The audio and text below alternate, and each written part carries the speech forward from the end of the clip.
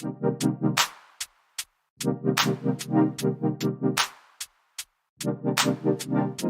going on, everybody, and welcome to the Other Side of the Firewall podcast, where we talk about the latest and greatest of cybersecurity news, as well as we highlight those movers and shakers and glass ceiling breakers, those people of color who made it to the other side of the proverbial firewall.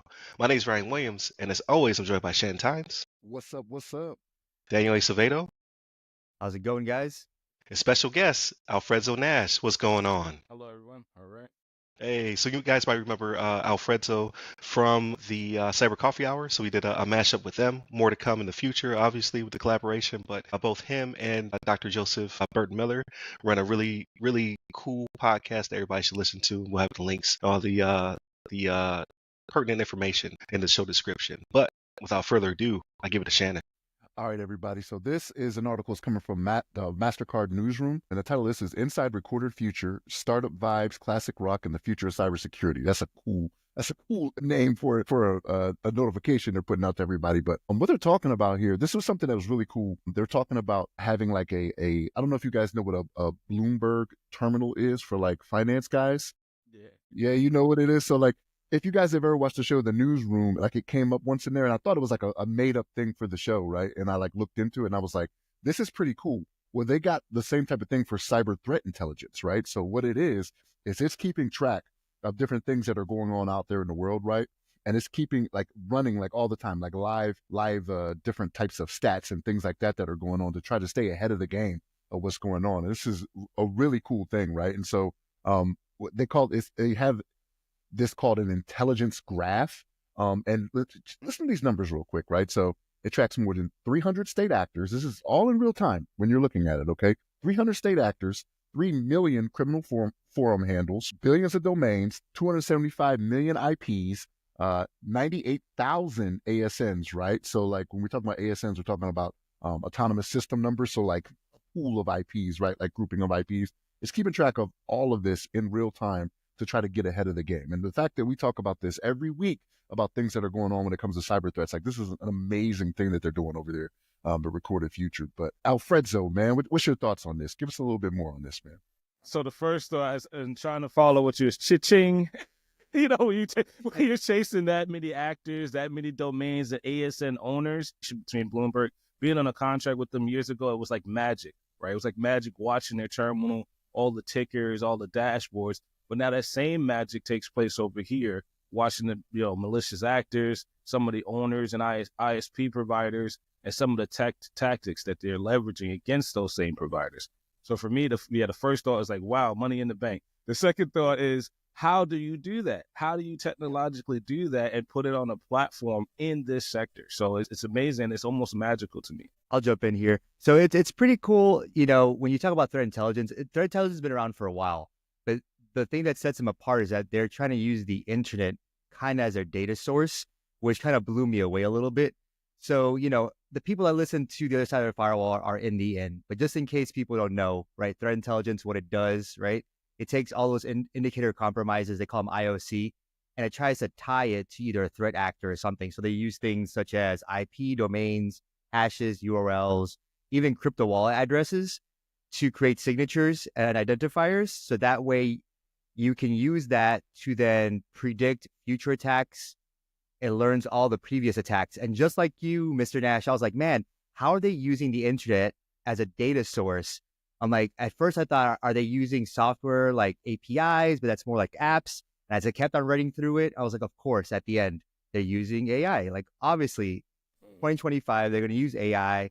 And what's really amazing is that when they keep teaching the AI all the ATPs of previous threat actors, they can now, with the live feed, probably, even if they're being spoofed or they're using different tactics, if the ATPs are the same, like how they get into machines or how they do their stuff is the same, those things will probably pop up and then you can see it live on the feed.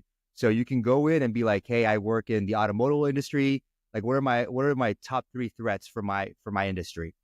And it'll give you a list of like all the ATPs and all the stuff that's pertinent to your industry. Live feed anywhere that it's popping up if it hits the target with their software. So Cha-Ching is right. This is like real big dollar signs. It's kind of crazy. This guy is a data analyst by nature, and I think he kind of struck oil with this one. What do you think, Ryan? Because you have to, Oh, you have to think about it, right? Because like all the money, like we talk about it all the time. Whenever you have these big companies that fall prey to this, like it's not just public trust that's lost, right? Like yes, that is a big thing, but they are always thinking about the money that is lost from it, right? So the investment you have to put into this, and I'll tell you something, if it costs as much as one of those Bloomberg terminals, like to use, like it is a lot of money, right? Because again, 100%. I looked into it after I saw it. I was like, this is a made up thing. And then when I looked into it, I was like, oh, and like it kind of reminded me, like if you ever watch any of those shows that deal with like stock market and stuff like that, like those big terminals, those terminals that are on the desk where you see all the stuff coming up on the screen. I think that's what there are, what they're trying to simulate at least, right? Okay. I think that's what it is. But yeah, you're definitely saving yourself. The investment you're putting into it, even though when you hear the numbers for it, you're like, that's a lot of money, but it's like, how much are you losing? It's like casinos. They do the math. They know every day they're Mhm. losing this much, right? This is how much I'm losing a day. I need to prevent that. So I can give a little behind the curtain to the terminal, right? So as a contractor for that very org, right, they cared about latency of transactions, right? So they made their own ticker in multiple financial hubs or trading hubs like routers and, USB, they made their own variant of this terminal because Bloomberg was allegedly the fastest on the wire.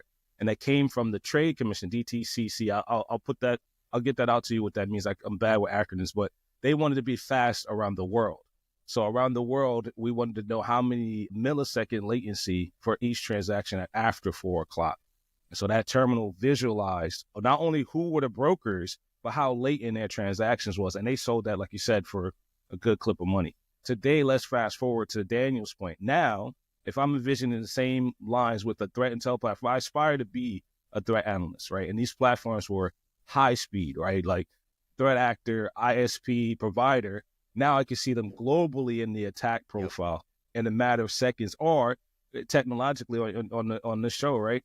At the speed of light, because we're on fiber now. Oh, so that part that's the scary part, because yes, now where are you gonna hide?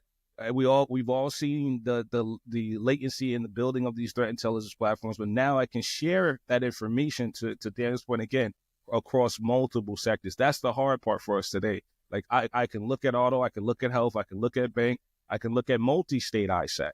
Who else is out there, right? So that is one, very exciting when you use AI, but very scary as a threat analyst. Like you have this capability now, or Infinity Stone, like we said on our class. We now when is the Thanos snap gonna occur? No, that's very interesting. So Shannon almost stole my thunder. I was like, oh, he's about to go where I was about to go. So he just stopped short. So I was gonna make the analogy. So it's like when you used to watch movies or TV shows where they showed the stock ticker before the nights, right? Right. You had the telegraph inside of that glass case, and you had the CEO or whomever looking at the little strip, seeing what's going on with the current stock market, and that feels like this is the type of leap we're having. Like they went from that until 1990-ish to the internet, right?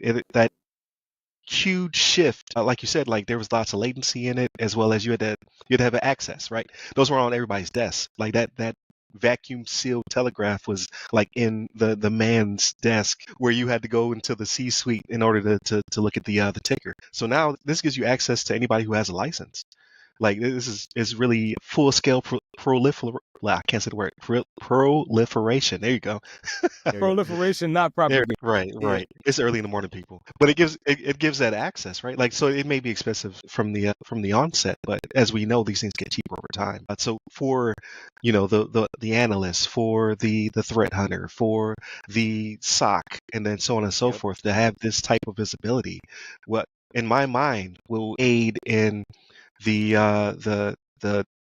I'm trying to think of a word that's not tied to the, I want to say depose, but I don't want to be tied to the what's his name, Luigi? It will allow Attribution us, would be good. yeah, to attribution, or to usurp. There he is. The bad guys prior to execution. Like we can actually see the buildup, right? It's like when you see troops massing on the border, right? You're like, oh, some action is about to take place. Either it's an exercise or an invasion. You can kind of see that in real time. So I think that gives us phenomenal visibility. So I'm very excited about the future. And people keep saying like AI is going to take your jobs. You still need a person to interpret this. Like AI will feed it, but you're still going to need a human being to interpret.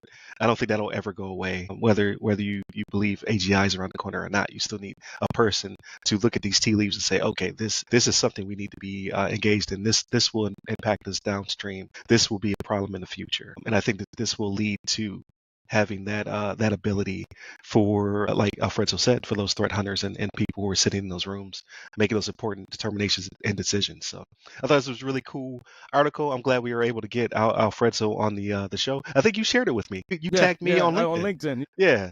Yeah, so I made a pivot. I was like, okay, if I get you on the show and I was chasing a different article. I was like, I don't really like it. So it was perfect timing, like good synergy Awesome. there. So, Awesome.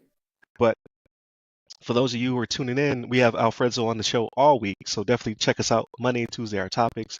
Wednesday, discussion. Thursdays, Ask CISSP. I may have one in the chamber. I'm not sure. I'm still editing it. And then Fridays, everything else. Movies, books, games, all that cool stuff. So definitely check us out all week long. If you're listening to us on 99.1 FM, you get it all at one time. So you'll get the full run of the week. And if you listen to us on Channel 10 in the Atlanta, Fairfax, or I'm sorry, in the Atlanta is 99.1 FM. And then if you're listening to us you're watching us on Channel 10 Public Access, that is DC Fairfax. You Nice. also get it in a different format, but you get to see our beautiful faces. So definitely check that out. So hit up all the websites that go by our name, whether it be the other side of the firewall, the other side of the FW, or Ask a CISSP. And where can they find your content, Alfredo? So you can find us mostly on LinkedIn, YouTube, Blue Sky. We actually updated our YouTube profile to include all of our social media outtakes, but mostly we're built on LinkedIn, Blue Sky, and YouTube right now. There it is. And where can they find you? On LinkedIn under my name, Daniel Acevedo. All right, there it is. Stay safe, stay secure.